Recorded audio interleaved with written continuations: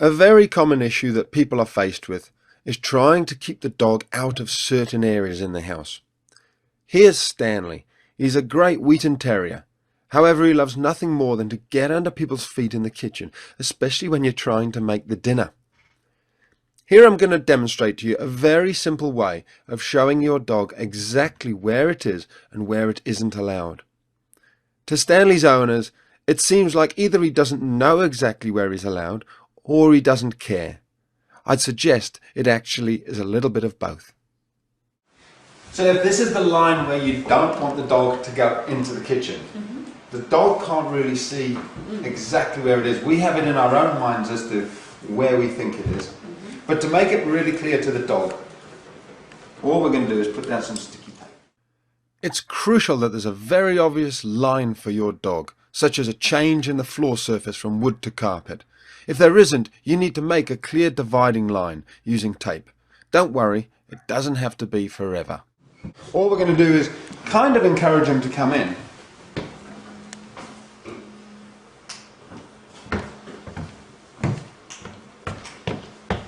He already knows there's something up. There's a line there. So look at that. We haven't even trained him. That line has just gone down. He knows.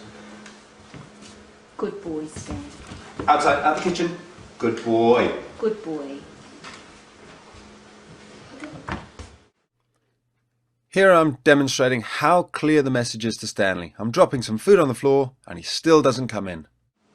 So we haven't really, I mean, you've been training him a little bit to keep him out of the kitchen, but you can see the power of that white line. He almost has instantaneously realised that is the line. It's now very clear.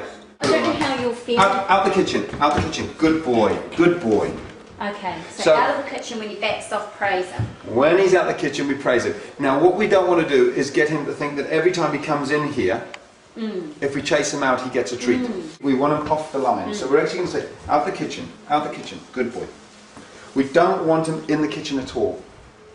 And he's not allowed to touch that line with his foot. Because what dogs love to do is just edge further and further and further into the kitchen. That has said to him, you don't even stand on the line. Okay. And he's saying, look, oh.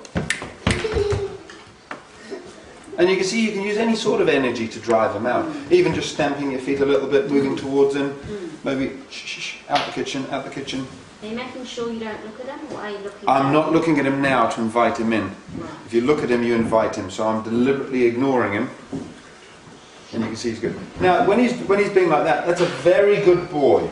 He's been outside for a good long time, out the kitchen. So good boy, good boy. Very good boy, darling.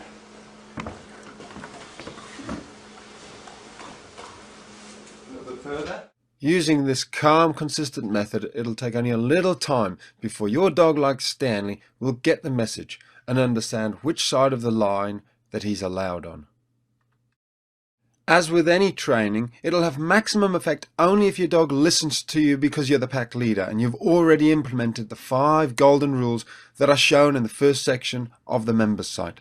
If you aren't a member yet, then hopefully this will give you a clearer idea of how to communicate to your dog and how willing they are to listen to you when they respect all your decisions.